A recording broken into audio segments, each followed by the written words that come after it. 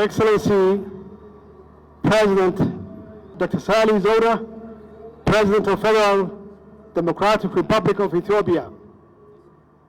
Your Excellency, Prime Minister Abiy Ahmed, Prime Minister of Federal Democratic Republic of Ethiopia.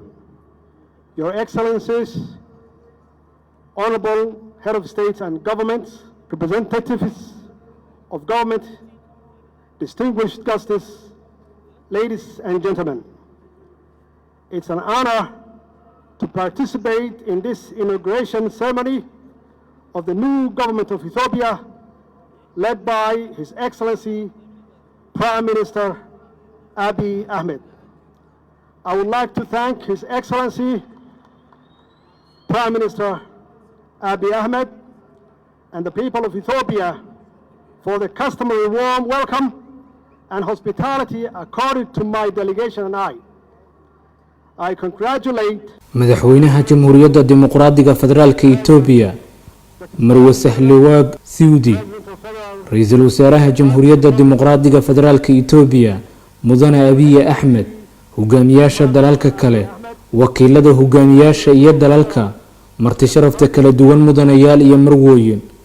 waxaa sharaf ah inaan ka soo qayb galo munaasabadda caleemasaarka xukuumadda cusub ee dawladda Itoobiya ee uu hogaamiyo mudane Ra'iisul Wasaare Abiy Ahmed. waxaan uga mahad celinayaa Ra'iisul Wasaare Abiy iyo shacabka Itoobiya soo dhaweynta diiran ay u fidiyeen aniga iyo wafdigayga.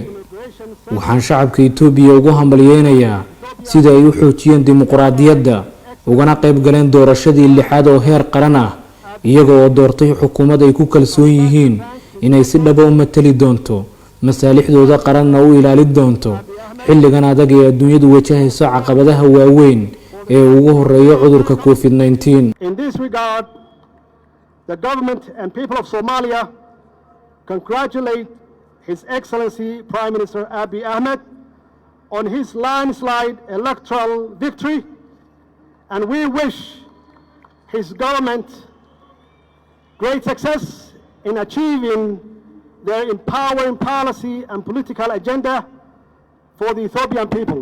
dawladda iyo shacabka Soomaaliyeed waxay ugu hambalyeynayaan Ra'iisul Wasaare Abiy Ahmed guushii baaxadda lahayd oo uu ka gaaray doorashada. waxaan u rajaynaynaa Ra'iisul Wasaaraha iyo xukuumaddiisu inay guul, baraare iyo horumar gaarsiiyaan shacabka iyo dawladda Itoobiya. xilligan adag ee dunidu wajahaysa caqabadaha waaweyn ee ugu horeeya fayraska dilaaga ah ee COVID-19, isbeddelka cimilada adduunka iyo argagixisada, baahida ugu weyn ee la qabi karaa waa in la helo hogaamiye hiraal iyo aragti dheer leh si xal loogu helo dhammaanba mushkiladaha jira. si looga gudbo dhibaatooyinka maanta ka jira dunida, waxaa lagama maarmaan ah in hogaamiyaashu ay dadaal badan ku bixiyaan xal u helidda mushkiladaha, rajo abuurka, iyo inay keenaan natiijooyin dadkooda iyo dalalkooda u horseedi kara horumar iyo barwaaqo. waxaan si weyn u aaminsanahay in marka madaxda Afrika ay si daacadnimo ah ugu adeegayaan mustaqbalka iyo aayaha dadkooda ay yihiin awood aan la loodi karin.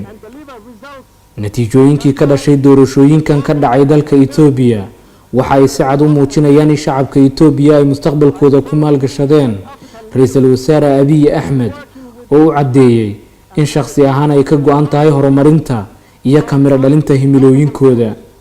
aniga oo si dhow la shaqeeyay Ra'iisul Wasaare Abiy Ahmed waxaan ku kalsoonahay inuu ku dadaali doono ka dhabaynta filashooyinka dadkiisa. Excellencies, ladies and gentlemen, Ethiopia and Somalia enjoy historical bilateral relations and a strong bond of friendship built on mutual respect, strong people-to-people relations, and increased interdependence. Our two nations are jointly confronting international terrorism. mudanayaal iyo marwooyin, Soomaaliya iyo Itoobiya waxaa ka dhaxeeya xiriir saaxiibtinimo oo laba geesood ah kaasi oo ku dhisan iskaashi, wax wada qabsi iyo kor u qaadista isku tiirsanaanta.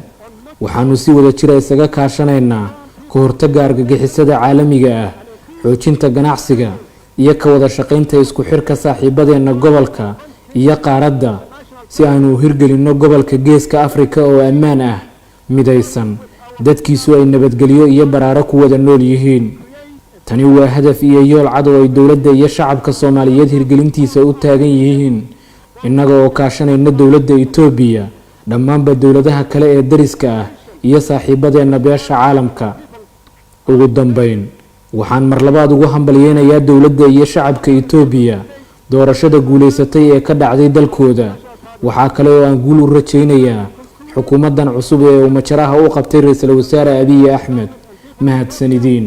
I would also like to wish this new government, formed under the able leadership of His Excellency Prime Minister Abiy Ahmed, all success possible. I thank you all.